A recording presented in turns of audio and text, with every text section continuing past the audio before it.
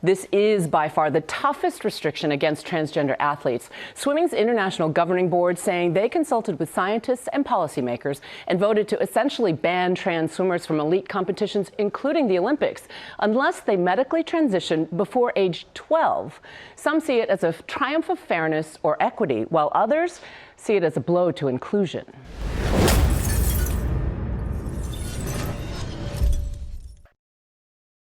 We have to protect the rights of all our athletes to compete. But we also have to protect competitive fairness at our events, especially women's competition, and also the past record and achievement of the women. It is a policy that is based on science. It is a policy that we need to introduce in order to protect the competitive fairness of our event. However, I completely understand that this is a policy which will not be supported by some of our transgender athletes. So World Swimming's governing body has effectively banned transgendered women, or biological men, from competing in women's events. Now this comes after the World Athletic Council, the governing body for track and field, also banned biological men, or trans women, from participating in the women's category. The council has agreed to exclude male to female transgender athletes who have been through male puberty from female world ranking competitions from March the 31st this year.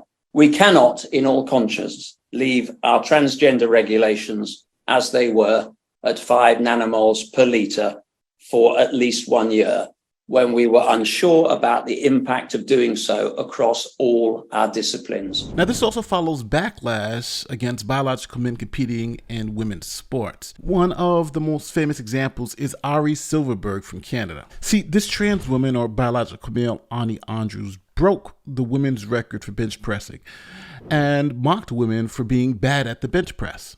Here's the video. Welcome to Anne Says Something Controversial. Why is women's bench so bad?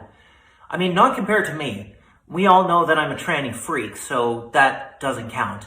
And no, we're not talking about Mackenzie Lee. She's got little T-Rex arms and she's like 400 pounds of chest muscle, apparently. I mean, standard bench in powerlifting competition for women, I literally don't understand why it's so bad. My son, he weighs 45 pounds. His max bench is like 33. I'm legit seeing some women in competition who are doing something like 50 pounds, and I just don't understand it. I don't understand why so many women are skipping bench and focusing on everything else. Yeah, that's my controversial thing today. I'm gonna go do some bench now. So after saying all that, this trans woman / biological male went and set the record in the women's category for bench press and won the medals. Then Ari entered the women's competition and shattered Ani Andrews' record, showing that it's unfair for biological men to compete against biological women. Here's the full video if you want to see the backlash. Now, when it comes to swimming, the separation between men and women is pretty shocking. As an example, the fastest woman ever to swim the 100-meter freestyle is Kate Campbell. She holds the world record at 50.25 seconds. But that record would fall to the high school boys record time of 49 seconds. So just think about that. The gap between biological men and biological men is massive. The world record holder for women would not be able to qualify in a men's college event. Matter of fact, she probably wouldn't be able to beat the best high school boy. Now the reason for this is simple. It's male puberty. During male puberty, testosterone drives the development of bigger muscles with more fast-twitching fibers, sturdier bones, and a larger heart and lungs. All lifelong advantages when it comes to speed and strength. The difference between boys' and girls' running times increases in adolescence, and the gap is even bigger for jumping events. And in 2019, among top athletes, around 2,000 men finished the 100 meters more quickly than the fastest woman. So on average, males have 45% more lean body mass, 33% more lower muscle mass, and 40% more upper body muscle mass. Men naturally have more muscle strength, longer bone lengths, like in your arms and legs, 83% more force in their tendons, and as we briefly mentioned earlier, increased respiratory and lung functions, as well as enhanced cardiac function. Because to be completely honest, men are on average 5 or 6 inches taller than women. Men way more. We're faster. In terms of upper body strength, we have about 75% more upper body muscle mass and about 90% more upper body strength than women. So we're gonna have competitive advantages against women. Because of biological differences, which is why males and females typically compete in separate sporting events. Males just naturally have an athletic advantage based on their development. When looking at elite male athletes versus elite female athletes, adolescent schoolboys outperformed elite female adult athletes. So kids who are just going through puberty, boys specifically, can outperform grown women. This was 2 years ago. The Australian women's national team, who were ranked number 5 in the world at the time, lost 7-0 to a team of 15-year-old boys. Awkward. So to put a fine point on this, here's Serena Williams explaining why she won't play Andy Murray, who's a man, and the differences between women's tennis and men's tennis. Well, actually, it's funny because Andy Murray, he was been joking about myself and him playing a match, and I'm like, Andy, seriously, like, are you kidding me? Because for me, men's tennis and women's tennis are completely almost 2 separate sports. So I'm like, if I were to play Andy Murray, I would lose 6-0, 6-0 in 5 to 6 minutes, maybe 10 minutes, because it's true. It's true.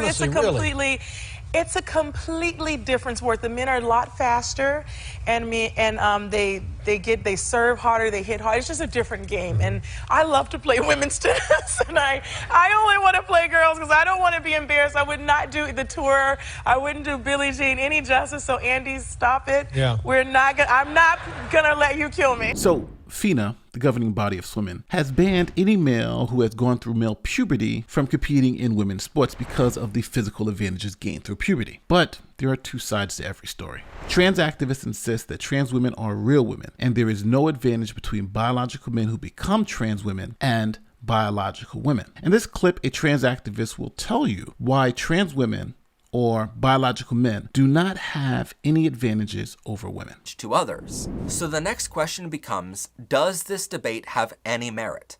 In order to answer this, let's give an example. Let's say someone was born with male genitals and they later identify as a female, so they want to compete in women's sporting programs.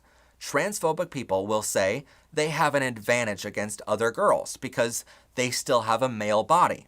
They'll even come up with bogus stories and make sad little bogus videos about it thanks to hate groups like this. The night before a big race, my parents told me that a biological male who identifies as a girl would be competing in my race the next day. On the bus heading to the event, our coach also gave me the news.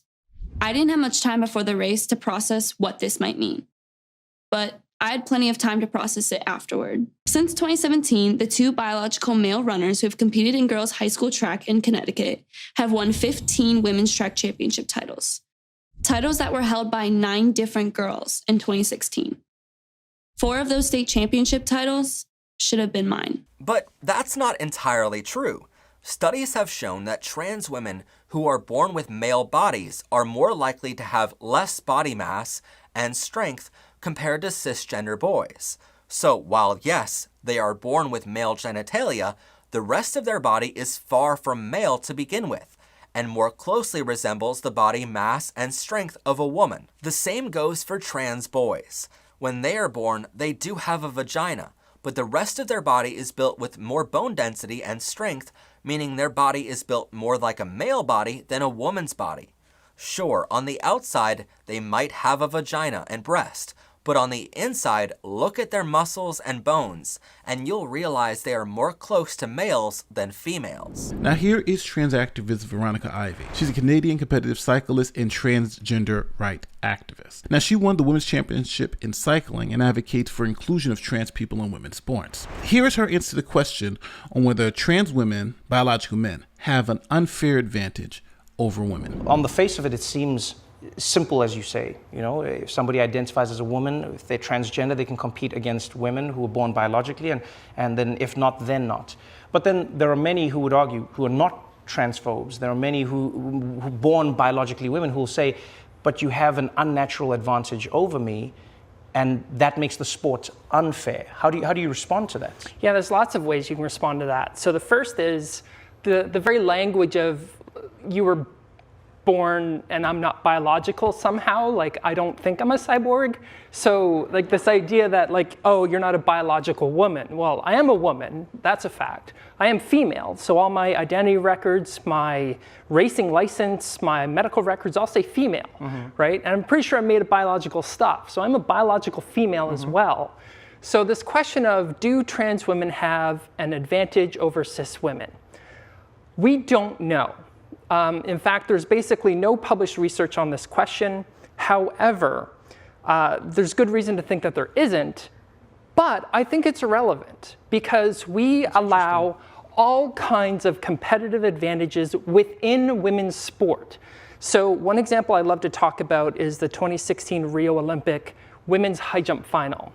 First place was over 6'3", 10th place was 5'5". So a 10.5-inch height difference between first and 10th at the Olympics in high jump. Right. And we call that fair. Okay. So the range of body types within the female category is way, way bigger than anything that could be attributed to trans women.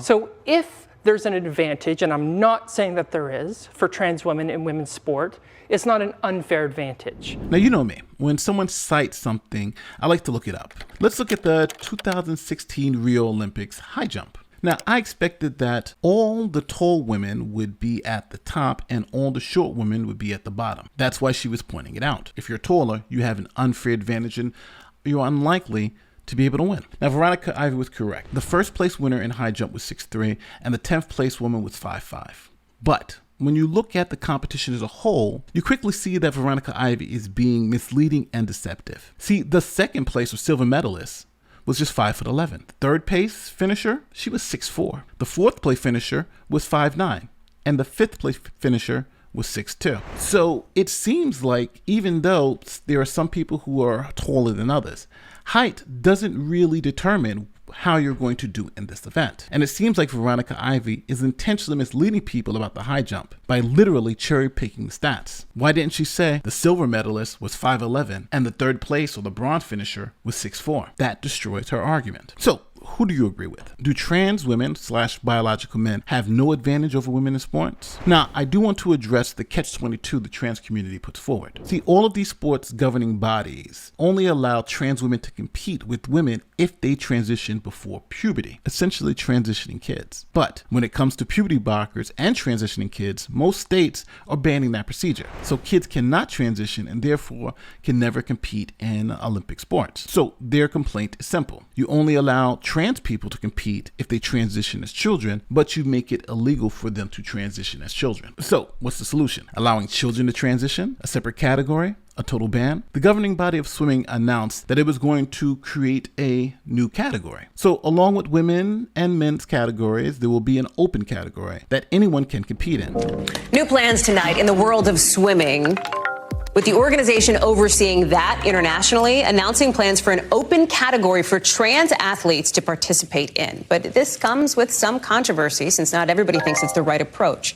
The president of World Aquatics saying today it's a complex topic, but that swimming must be open to everybody. Remember, it was only last year when World Aquatics banned trans athletes from big events. Now, this open category would give them a chance to get back in big competitions, at least in the eyes of World Aquatics. You'll probably remember that a lot of the criticism for trans women in swimming specifically came after Leah Thomas from the University of Pennsylvania became the first trans woman to win the NCAA swimming championship in the 500-yard freestyle. Of course, this is a topic that's been divisive beyond just swimming, with multiple organizations putting restrictions on trans athletes in just the last year. Is this the right solution? Trans activists claim this is discrimination by another name, and that trans women are real women. While on the other side, women's rights activists are claiming that this protects women in sports. But where do you fall? Let me know in the comment section, and I'll see you in the next one. Don't forget to hit that subscribe button if you're listening to this part of the video. Peace.